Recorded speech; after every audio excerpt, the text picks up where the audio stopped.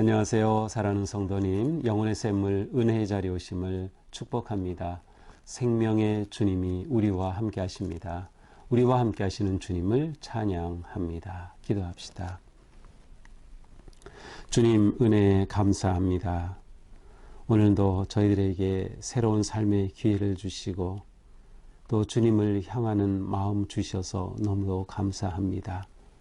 하루하루 주님의 말씀 안에 살아가는 우리의 삶 되게 하여 주시옵소서. 말씀을 사모하고 또 말씀을 깨닫고 깨달은 말씀을 생명의 양식으로 삼아 말씀대로 살고자 헌신하며 그렇게 나아가는 우리의 삶이 되게 하여 주시옵소서. 하루하루 우리의 삶이 더욱 주님께로 가까이 또 거룩하고 아름답고 견고하게 성장하는 믿음의 삶이 되도록 인도하여 주시옵소서. 오늘도 주실 말씀을 기대합니다. 생명의 말씀으로 채워 주시옵소서. 예수님 이름으로 기도합니다. 아멘. 네, 오늘 말씀은 열왕기상 13장 1절에서 10절입니다. 보라, 그때에 하나님의 사람이 여호와의 말씀으로 말미암아 유다에서부터 베델에 이르니 마침 여로보암이 제단 곁에 서서 분향하는지라. 하나님의 사람이 제단을 향하여 여호와의 말씀으로 외쳐 이르되 제단아 제단아, 여호와께서 이와 같이 말씀하시기를 다윗의 집에 요시아라 이름하는 아들을 낳으리니 그가 내 위에 분향하는 산당 제사장을 내 위에서 제물로 바칠 것이요 또 사람의 뼈를 내 위에서 사르리라 하셨느니라 하고, 그날에 그가 징조를 들어 이르되 이는 여호와께서 말씀하신 징조라. 제단이 갈라지며 그 위에 있는 재가 쏟아지리라 하매, 여로보암 왕이 하나님의 사람이 베델에 있는 제단을 향하여 외쳐 말함을 들을 때에 제단에서 손을 펴며 그를 잡으라 하더라. 그를 향하여 편 손이 말라 다시 거두지 못하며 하나님의 사람이 여호와의 말씀으로 보인 징조대로 제단이 갈라지며 재가 제단에서 쏟아진지라. 왕이 하나님의 사람에게 말하여 이르되 청하건대 너는 나를 위하여 내 하나님 여호와께 은혜를 구하여 내 손이 다시 성하게 기도하라. 내 손이 다시 성하게 기도하라. 하나님의 사람이 여호와께 은혜를 구하니 왕의 손이 다시 성하도록 전과 같이 되니라. 왕이 하나님의 사람에게 이르되 나와 함께 집에 가서 쉬라. 내가 네게 예물을 주리라. 하나님의 사람이 왕께 대답하되 왕께서 왕의 집 절반을 내게 준다 할지라도 나는 왕과 함께 들어가지도 아니하고 이곳에서는 떡도 먹지 아니하고 물도 마시지 아니하리니 이는 곧 여호와의 말씀이 내게 명령하여 이르시기를 떡도 먹지 말며 물도 마시지 말고 왔던 길로 되돌아가지 말라 하셨음이니이다 하고, 이에 다른 길로 가고 자기가 베델에 오던 길로 되돌아가지도 아니하니라. 아멘. 자, 우리는 앞에서 북이스라엘의 초대 왕이 된 여로보암이 하나님을 배반하고 그들의 신앙을 완전히 우상 숭배와 함께 혼합시켜버린 그런 내용을 보았어요. 그래서 세우지 말아야 할 곳에 산당을 세우고 또 금송아지까지 만들고 그리고 그곳에서 분향하면서 정말 완전히 혼합된 그러한 종교를 새로 만든 셈이죠. 여로보암은 이것의 어떤 수장이 돼요. 그리고 자기가 직접 분향을 합니다. 자, 이런 상태에서 하나님이 가만히 계실까요? 아닙니다. 하나님이 드디어 이 여로보암에게 나타나시는 거죠. 1절입니다. 보라, 그때 하나님의 사람이 여호와의 말씀으로 말미암아 유다에서부터 베델에 이르니. 자, 하나님의 사람 곧 선지자죠. 이 선지자가 남쪽 유다에서부터 이 베델에 이르렀어요. 물론 베델은 아주 남쪽에 있는, 그래서 베델과 단에다가 송아지, 금송아지 두 개를 만들어 각각 송아지를 세우고 그곳에 산당을 짓고 거기서 분향을 하며 제사를 지내고 있죠. 그래서 베델은 이제 유다에서 바로 가까운 지역이니까 이 남쪽 유다의 선지자가 이 베델에 와가지고서 선포하는 겁니다. 자, 그런데 남쪽 유다의 선지자가 여기로 왔다. 그 말은 북이스라엘은 참 선지자가 없다는 것이에요. 북이스라엘에서는 참 선지자, 하나님의 말씀을 바르게 선포하고 예언할 선지자가 없었어요. 하나님께서 한 선지자를 유다에서 이 베델로 보내신 겁니다. 그래서 베델에 이르렀는데 마침 여로보암이 제단에 서서 분향하고 있는 겁니다. 금송아지 제단으로 만든 바로 그곳에서 분향하고 있는 거죠.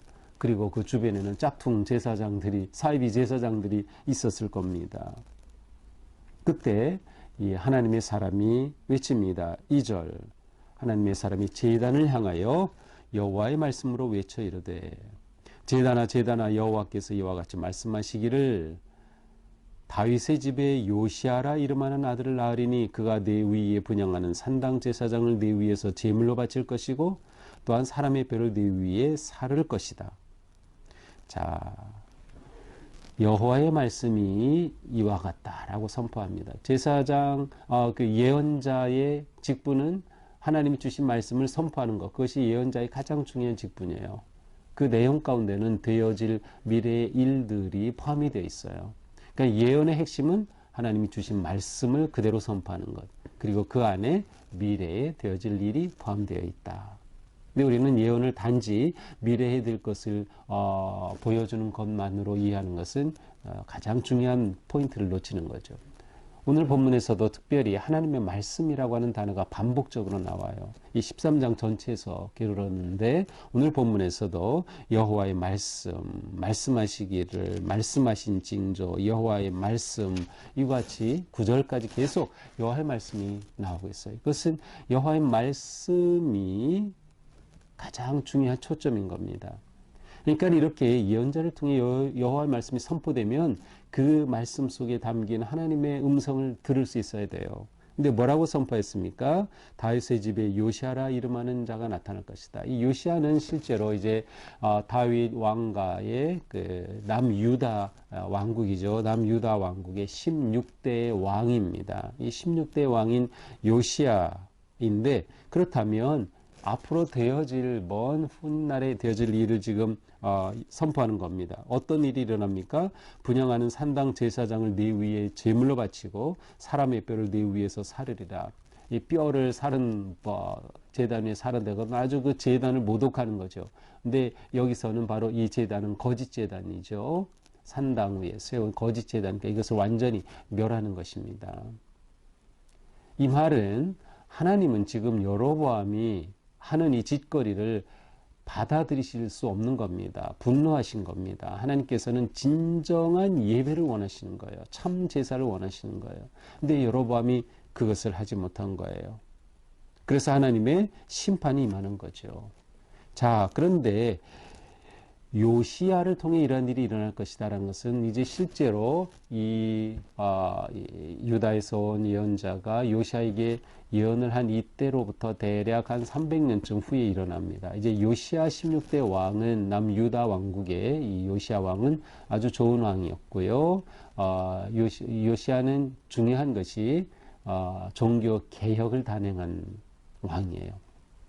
그래서 성전을 깨끗이 수리하고 또 그러한 과정에서 나온 말씀을 보고 그 말씀을 백성들에게 선포하면서 말씀으로 회복하게 되었던 그러한 아주 좋은 왕이 요시야입니다. 이렇게 요시야의 종교 개혁이 있었던 것은 이제 주전 622년입니다. 지금은 930년 조금 지났을 때예요. 자, 북이스라엘은 주전 722년에 멸망했어요. 그리고 멸망한 후 약 100년쯤 되었을 때가 622년 요시야의 종교개혁입니다. 그러니까 오늘 말씀은 적어도 300년쯤 뒤에 있을 그러한 일을 선포한 거예요. 근데 이것이 무슨 의미가 있냐? 300년 뒤에나 있을 것인데 요시야 내가 지금 여기서 하는 이 짓거리는 아무 의미가 없다는 거예요. 결국은 이렇게 된다는 거죠. 하나님의 심판의 경고인 것입니다. 실제로 이 일이 일어났을까요? 네, 실제로 이 일이 그대로 이루어졌습니다. 열왕기하 23장에 가서 보면 이제 요시야에 관한 기록에 나와 있어요. 제가 한번 찾아볼게요. 열왕기하 23장 15절, 16절인데 제가 읽어보겠습니다. 느바세 아들 여로보암이 베델에 세운 제단과 산당을 왕이 헐고, 이게 요시아가 헐었어요. 또 그 산당을 불사르고 빻아서 가루를 만들고 아세라 묵상을 불살랐더라. 요시아가 몸을 돌이켜 산에 있는 무덤들을 보고 보내어 그 무덤에서 해골을 가져다가 제단 위에서 불살라 그 제단을 더럽게 하니라. 그 제단은 요시아가 세웠더니 거짓 제단을 말하는 거죠. 자, 622년. 자, 놀라운 것은 요시아가 종교 개혁할 때까지 이 제단이 그대로 있었다는 겁니다. 그래서 여로보암의 길, 잘못된 배반과 우상 숭배의 길이 얼마나 이스라엘에 깊이 뿌리 박혔는가 하는 것을 볼 수도 있어요. 자, 유다에서 온 선지자는 계속 선포합니다. 그날에 그가 징조를 들어 이르되 이는 여호와께서 말씀하신 징조다. 제단이 갈라지겠다. 그 위에는 재가 쏟아질 것이다. 이렇게 선포를 했어요. 여로보암이 이 예언자의 선포하는 말을 듣고 제사를 분향을 하던 여로보암 왕이 이 말을 듣고 화가 나가지고 말합니다. 손을 펴서 저 사람 저 저자를 잡아라 이렇게 여로보암이 외쳤어요. 저자를 잡아라. 그런데 저자를 잡아라 라고 이렇게 외치는 순간 그의 편 손이 그만 마비가 되고 말았어요. 손이 말랐다. 마비가 됐어요. 그래서 꼼짝 못하게 된 거죠. 또한 이 예언자가 선포한 대로 제단이 갈라지고 재가 제단에 쏟아졌어요. 징조가 실제로 나타난 거죠. 진짜 하나님이시다는 것을 보여주는 겁니다. 이렇게 되자 여로보암 왕이 어떻게 합니까? 청하건대 너는 나를 위하여 내 하나님 여호와께 은혜를 구하여 내 손이 다시 성하게 기도하라. 참 낯짝도 두껍죠. 이 예언자에게 손이 이렇게 마비가 됐으니까 내 하나님께 내 여호와께 나를 위해 은혜를 베풀어 달라고 기도해서 내 손 좀 치유해 줘. 또 이렇게 부탁을 합니다. 자, 여기서 이 예언자에게 내 하나님이라고 해요. 우리 하나님이 아니에요. 이미 여로보암에게 하나님은 없는 겁니다. 그런데 놀랍게도 이 예언자가 기도를 해요. 하나님께 은혜를 구하는 기도를 하니까 이 여로보암의 마비됐던 손이 풀렸어요. 아니 왜 이거를 고쳐줬을까? 다시 회복시켜줬을까? 그것은 정말 이 예언자가 선포한 것이 진짜 하나님의 말씀임을 보여주는 거예요. 그리고 정말 하나님이 살아계시다고 하는 것을 여로보암이 깨닫도록 하는 것이죠. 자, 그러므로 이것은 여로보암에게 놀라운 하나님이 주신 기회입니다. 돌이킬 기회였어요. 하나님이 그를 그냥 죽여서 치신 것이 아니라 이와 같이 예언의 말씀을 선포하고 손이 마비됐다 풀어지게 하는 정도로 그에게 경고해 주신 거예요. 그렇다면 여로보암은 이때 급히 돌이켜서 하나님께로 나왔어야 하죠.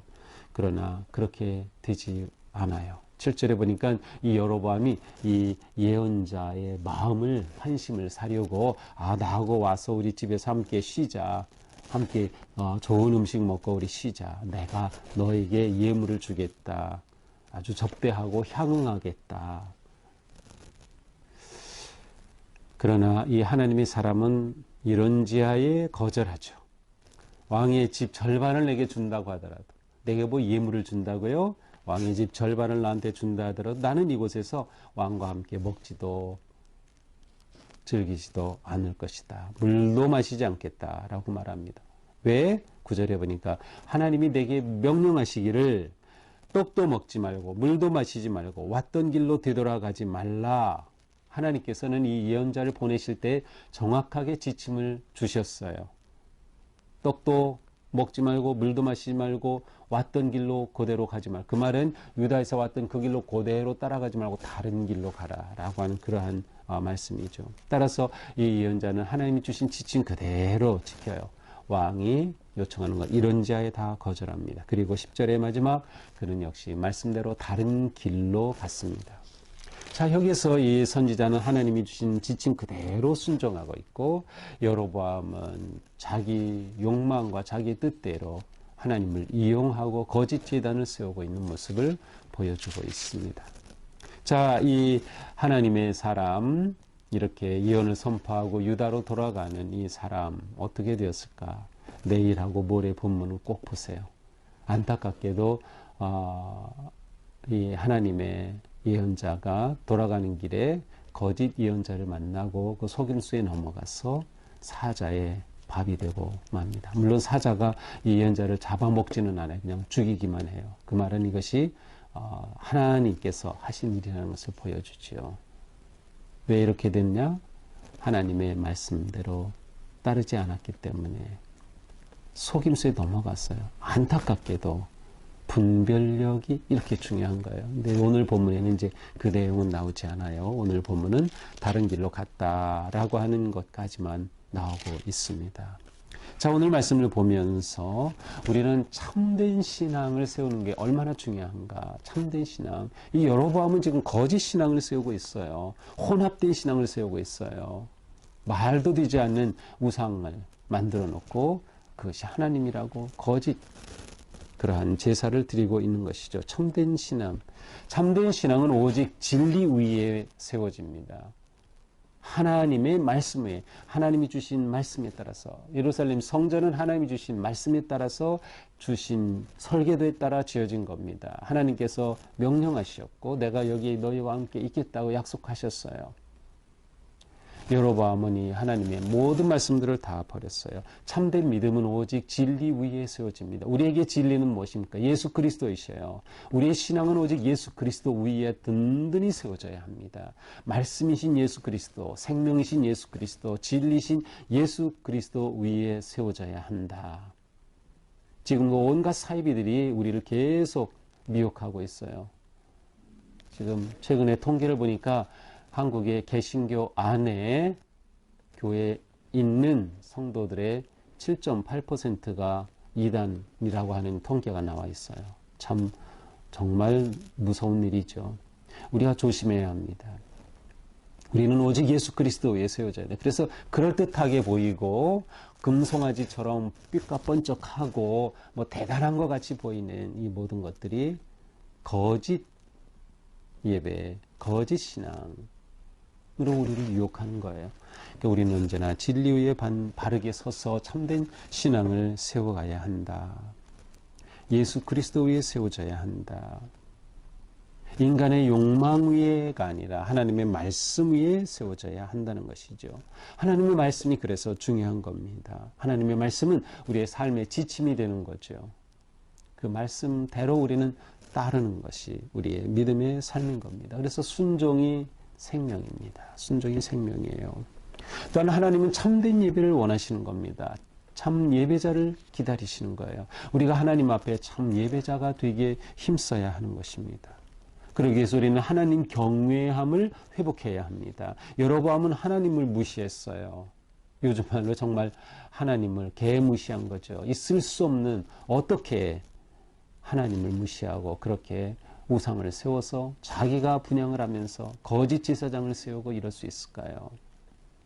그러나 사람이 자기 욕망에 빠지면 이렇게 되는 겁니다. 자기 권력에 빠지면 이렇게 되는 거예요.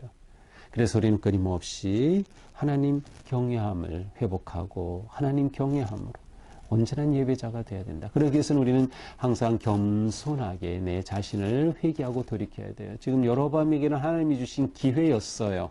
돌이킬 기회, 그런데 이 기회를 놓친 것이죠. 우리는 끊임없이 겸손하게 돌이키는 믿음의 삶, 그리고 이것이 우리의 예배에 거룩하고 참된 예배가 될 때 우리는 하나님이 기뻐하시고 원하시는 그런 예배자로 하나님 앞에 우리 자신을 드리게 될 것입니다. 우리가 하나님 앞에 거룩한 산제물로 드려지는 그 놀라운 일을 하나님께서는 원하시는 거죠.